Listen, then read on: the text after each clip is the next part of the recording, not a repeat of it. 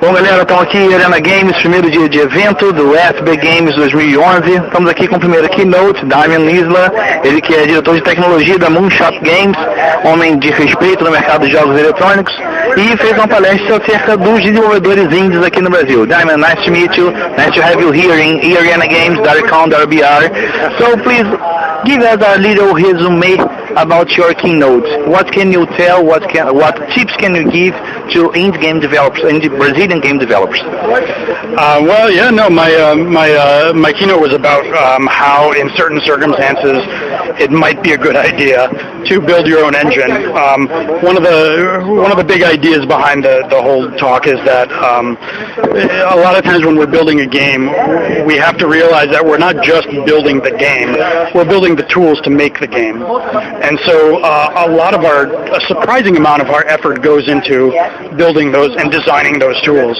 And what I would argue is that sometimes the tools that you get off the shelf in the form of game engines that you can license or just download or whatever, sometimes those are just not the best tools for the job, and sometimes it really is worth building your own tool set, your own set of engine capabilities, and building your game that way. Damian, you were talking about engines, and that's perhaps one of the most important parts of the building of a game for indie game developers, because sometimes that's the most valuable part of the game, the most expensive part of the game to be building. And markets like the Brazilian game markets or the Brazilian indie game developers have problems with the costs of the projects. How do you see that relation about the cost of developing a new engine and using a new engine? How do you see that relation, and how do you measure that in developing a new game, a new indie game? No, that's a good question. I mean, obviously, if you use something like Unity, which is a fantastic engine, you get it essentially for free, and you can just release it. So, no, I don't discourage anyone who wants to use an engine. I think it's a great idea, but the one thought is just that, like, engines really are... they really are shaped to making certain kinds of games. So, I would just say that if you aren't making that kind of game, it's sometimes you might want to build it on your own engine. But you're absolutely right that you have to be clear about what the costs are. So the cost will be definitely time. Time is one of those costs. Now, depending on the size of your project, like the cost, 6 months up front to work on tools may not be an impossible thing. Like maybe you can swing that. And in our case, in Moonshot Games, we were able to swing that. My designer and my artist, they lived a good 6 months without any support from me because I was building tools.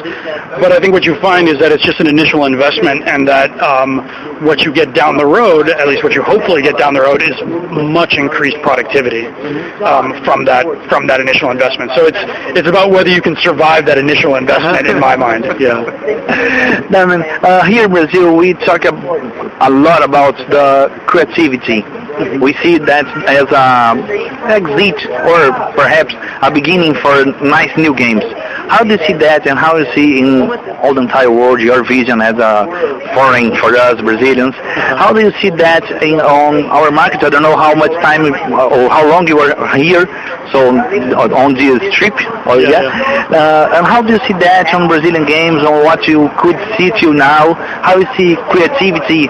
What's the weight of that kind of thing? Well, I don't know much about the Brazilian game market, but if you don't have much money, then you are very much like indie games, because that is the defining characteristic. We never have money. No, I mean, it's interesting. I mean, you always have to keep in mind as an indie that you really are competing against Call of Duty, and you're competing against Halo, not necessarily marketing-wise, but in terms of, people can decide to spend time with Halo, or they can decide to spend time with your game. So what you have to do is make sure that you are competing with Halo or whatever in an informed way. You want to basically use the fact that you're small and live and can take big creative risks to give players something that they couldn't get anywhere else. And I think that's what you've seen enormous success in So Damian, one last question or one last ask. Please let a message and a tip for people that listen to you here in Brazil on here in the games.com.br on our Just one tip. One tip is I would say make games.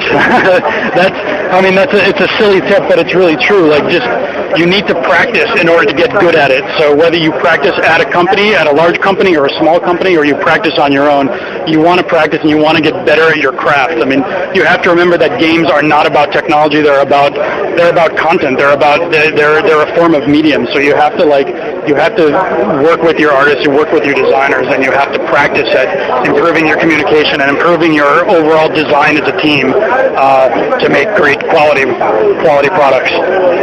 Thanks, Damian. Sure. Thanks.